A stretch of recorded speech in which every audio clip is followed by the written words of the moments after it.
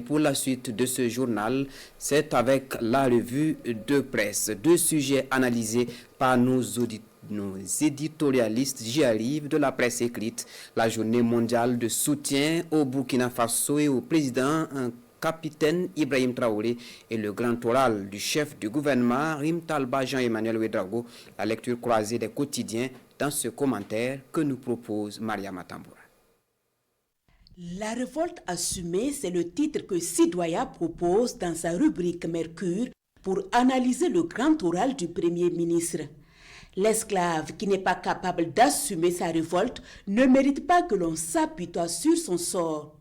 À deux reprises, le Premier ministre Rim Talba Jean-Emmanuel Ouedraogo a emprunté cette célèbre expression du père de la révolution d'août 83, le capitaine Thomas Sankara, rappelle mon confrère. Cela en référence au choix assumé du peuple burkinabé et des autres peuples de la Confédération des États du Sahel AES de mener le combat pour leur vraie indépendance, leur affranchissement réel et le rétablissement de leur dignité, poursuit Sidoya. Oracle de Jean-Emmanuel, maintenir la dynamique révolutionnaire avec le peuple, écrit l'Express du Faso. Pour le quotidien Bobolais, l'entretien du Premier ministre doit être compris dans le souci permanent de maintenir la dynamique révolutionnaire avec le peuple afin que celui-ci comprenne les enjeux, adhère et accompagne le processus.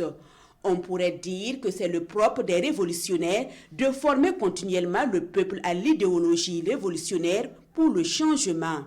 Ce mercredi 30 avril, le journal Le Quotidien s'intéresse à la journée mondiale de soutien au capitaine Ibrahim Traoré. Un peuple uni derrière son leader, clame le journal.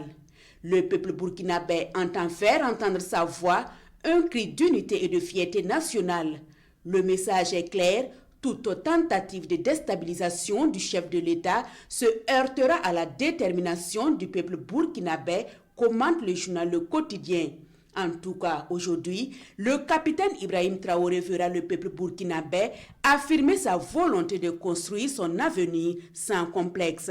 Ce 30 avril 2025 n'est pas une fin, mais le début d'une ère nouvelle, conclut le journal Le Quotidien.